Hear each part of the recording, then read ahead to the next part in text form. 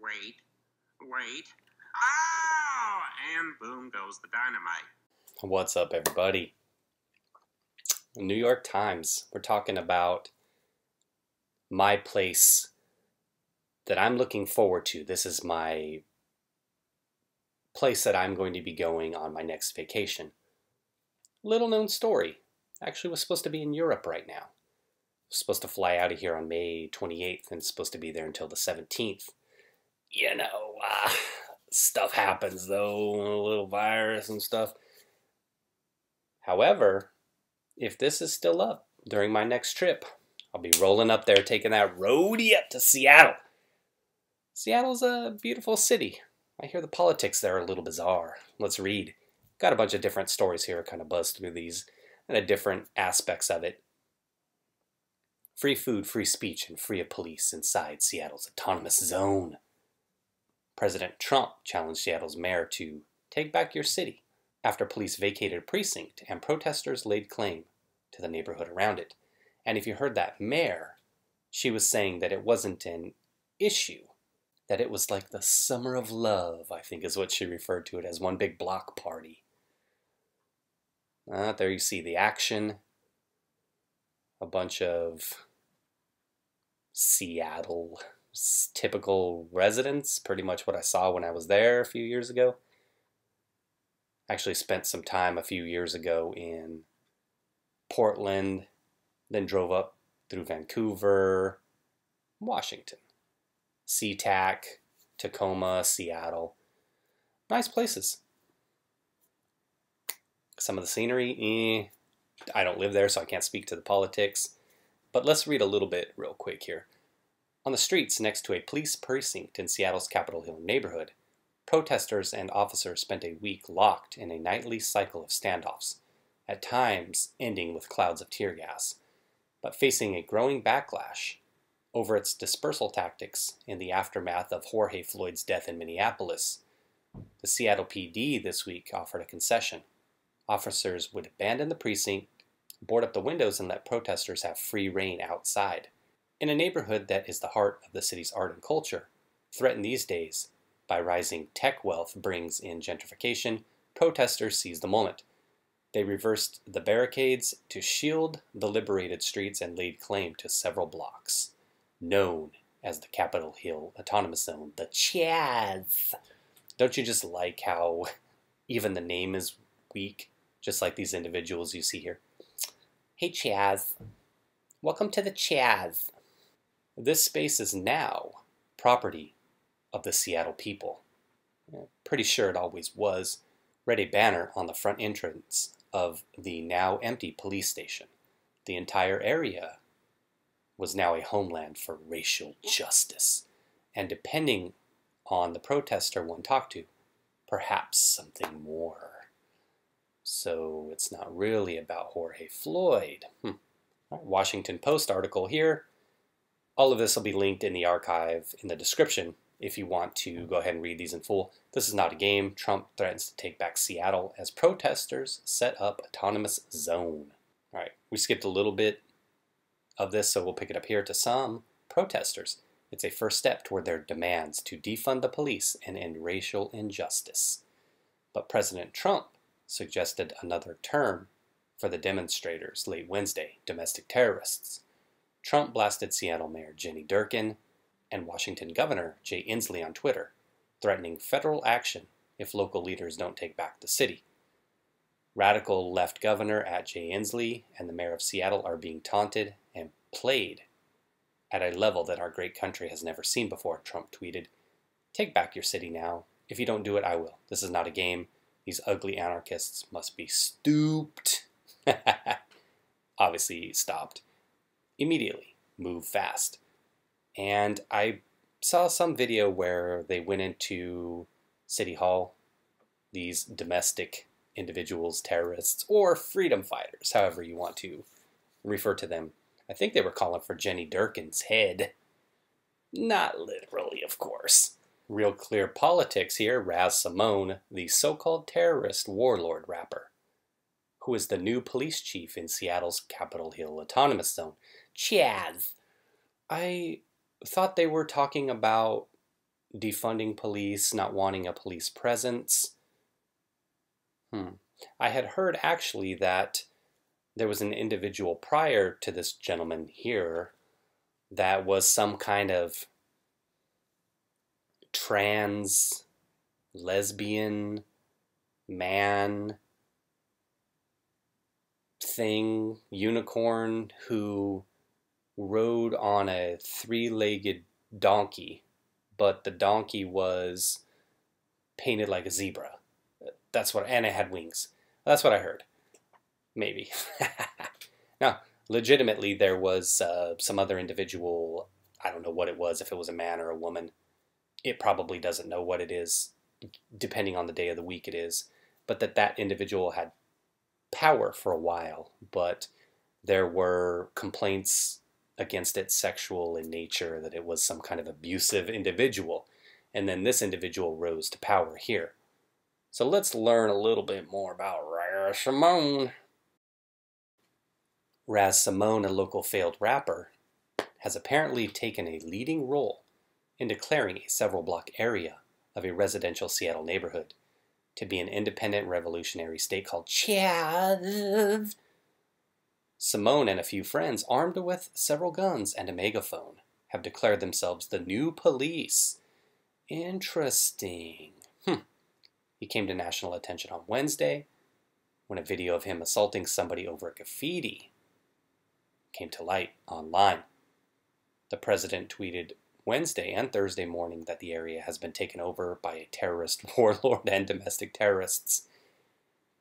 My feeling is that even if Trump were correct on this, that there's so much hatred for him, that this actually would bolster Raven-Symone's grip on power and create a situation where more individuals want to go into Raven's area and be part of the flock, so to speak. Raven-Simone, everybody. Don't you think? As we've seen, whenever Trump says one thing, the media goes the opposite direction of it. Even if stuff he says is right, a lot of stuff he says is right, he does shoot out a lot of BS, as even you individuals on the right know. A lot of boisterous, bold talk, but he does get the panties wet in terms of individuals. He gets the dicks hard and the panties wet, as the expression goes. But he creates a buzz whatever way he goes. There's going to be some individuals who hate him that would go so far the other way just to prove their hatred of Trump. This may backfire a little bit in terms of trying to kind of quell the situation. I do think he's right, though, to put pressure on local officials to try to get this thing resolved peacefully. I had heard that they targeted a date of June 20th. I don't know if that's verified or a rumor, that they're going to look to shut the thing down. I guess the block party will be coming to an end on that date. All right, let me go through a couple tweets. I'll just scroll through these, so if you want to read them in full, just kind of pause it on the screen if you're not up to date on some of this stuff. Looks like there was a Reddit thread. I didn't vote for Raz. Sorry, baby. He's got the gun, and he's got guys with guns, so voting's not happening.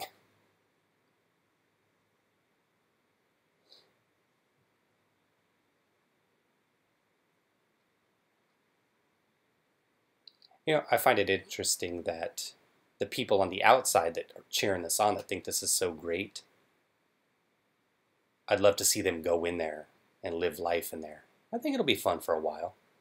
If you're of that type of person, like we saw in the photos in the previous segment that I showed you, that group there. It could be fun for a while, but the reality is that people need resources, and I don't know how they're going to go about getting them. They did build a community garden, I heard, so that should probably feed about nobody. All right, one last thing here. Let's go to OANN, conservative news source, obviously.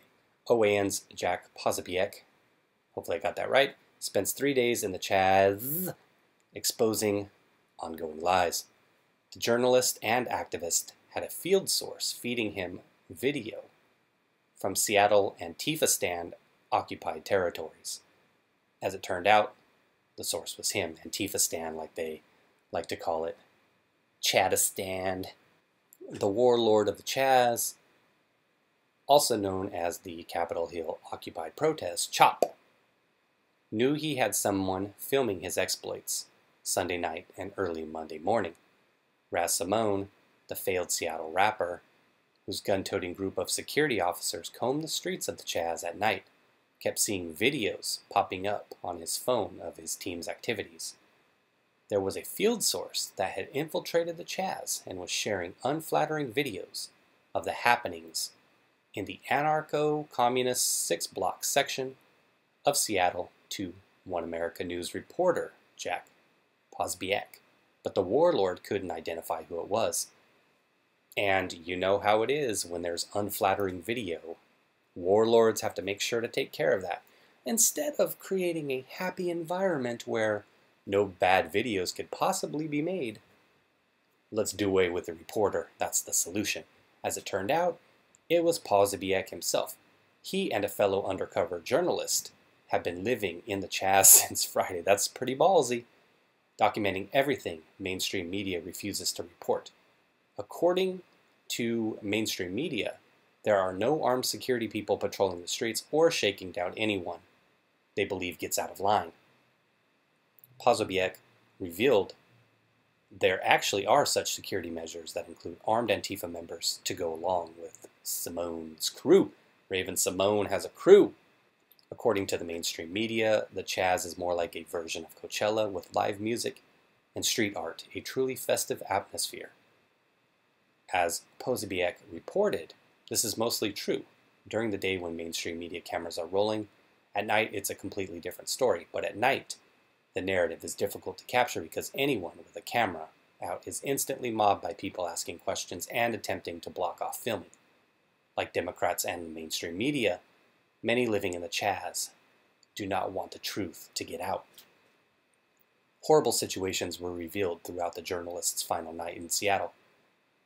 A break-in and attempted arson of a local business owner, an accused thief attacked and searched before being further assaulted, rampant drug use, unspeakable sanitation issues, medics who shielded assaults rather than treated the assaulted. These are just some of the things revealed by Posobiec in his flurry of videos posted to Twitter and live streamed from Periscope. Again, I'll link it so you can go ahead and check out all the videos and everything. He goes through some various videos here. It looks like frisking an accused thief at gunpoint, John Brown Gun Club member forming a perimeter, somebody ran in, beat the accused thief, commotion started and he slipped away. According to Posobiec and his partner, they will be putting together a documentary to expose all the things mainstream media and Democrat politicians refuse to tell us about the CHAZ. Considering the seriousness of the footage they revealed on their final night there, it should be a must-watch when the full footage is edited and released, and through it all the White House was aware of their presence and was likely monitoring. Shut it down, they said repeatedly as they left the place they called home for the weekend. As risky as it was for Posobiec and his partner to bring us this footage, it was necessary. Things are not well in Seattle and the world needs to know. Okay, so that's what I got. I mean, I just wanted to show everybody a few different sources. I've been keeping an eye on this. I haven't been following it so closely, but I've heard the stories coming out of there, and I guess there's a couple ways to look at it, to be quite honest. If you do have individuals committing theft and they're chased down and beaten, and that we know that they've committed the theft, then hey, I'm all for a little vigilante justice to keep the streets safe. I really am. Now, when it comes to the assaults and everything, though, and the gun-toting warlord, or whatever you want to call this clown, this is where the problem begins. And this is where the problem always begins when it comes to any movement or any, say, political organization or any group of individuals who seeks power. It's, I can do it better than the next person can. I can do it better than what's going on now. And that's what happens. This is how tyrants seize power. Or I should walk that back a little bit, actually. They're not tyrants to begin with. I'm sure that these individuals may be the three-legged, donkey-riding, lesbian man-woman thing had great intentions. The original CHAZ leader. Maybe that individual had good intentions. Maybe this individual, Raven Simone, or whatever her name is, maybe that individual had good intentions. But the point where you start to, it's all about ego, right? The point where you start to feel power, where you start to see power, where you seize power, and where you want to expand your power, at that point, that's when most individuals lose it. That's when the ego comes in, and that's when you have a security detail with guns. That's when you have cover-ups for the assaults, cover-ups for the drug overdoses, things like that, because it's like I talked about just a bit ago with the cameras. You don't want people to see things when they're going bad. You just want to be able to paint things in a positive light, and it never ceases to amaze, although it should, how far the mainstream media will go to cover up things and paint this positive narrative of the protests / riots, which were riots, and all these individuals committing these crimes, how far they'll go just to be anti-Trump. How far they'll go just to paint the story a certain way, try to frame the narrative and try to mindfuck us a certain way just to get us to believe it, that it's going down a certain way, I should say. So back to the warlord type thing, it's when you have an individual who seeking power, most of us, I think, sitting at home when we're watching this, we'd like to think like, hey, how great, it'd be nice to have this great community where everybody's just happy, everybody's in love, everybody's just out here playing music, doing art, and all this other stuff, and we're all going to get along perfectly peaceful, and everything's going to be great. We'll show the government we don't need them to protect us, or we don't need their intervention, we don't need police intervention, we don't need a mayor, we don't need a police force. But all of a sudden you have a guy here who appoints himself mayor and the police. So that's what I always talk about is people may have good intentions, but it's the rare individual that's actually able to put the ego aside and do what's best for the community overall. Because once you get that taste of power, you just want to keep on expanding your power and creating more power for yourself and those around you. And I think that's probably what you would see, preferential treatment to those within his inner circle. That being said, they say something about June 20th as far as this coming to an end. I hope it lasts longer. I want to see this stuff. I love it. I love that this is happening to Seattle because it's like they always say, something along these lines. You get the government you deserve, or you get the government you elect. Something along those lines. You can correct me on that. I'll probably look it up and post the actual statement within this video, but good for them. They elected these individuals. They put these individuals in place. They put the city council in place, put the mayor in place, elected the governor. You might be sitting out there asking yourself, oh, I'm a conservative. I don't understand how this is happening. I'm more libertarian, or I'm not so far off to the left. How is this happening? Well, it's happening because these individuals put these people in place within the power structure, and when it comes time for re-election, they'll have an opportunity to vote them out. My guess is they won't. Or if they do, they'll just put more Democrats in place, and like I said, everybody comes into office with great intentions, but power, absolute, right? Absolute power corrupts absolutely, as they say. These individuals have a chance to vote these people out. I heard that they were trying to set up these CHAZs in Nashville and Asheville. Police stomped those out right away. Two beautiful cities, by the way. Visit those if you haven't had a chance. Seattle's a nice city as well, but I don't know that I'll be going back anytime soon. So that's what I have for now. This is developing. It's great. I'm sure I'll talk about this again more this week. Let me know what you guys think. This is great. I love it. I love this for the people of Seattle. I'd love to see this happen in Portland, Atlanta, Minneapolis, LA, Chicago, New York, Boston. I love it. Keep on doing it, and I'll keep on laughing. All right, take care, everybody. Thanks for watching.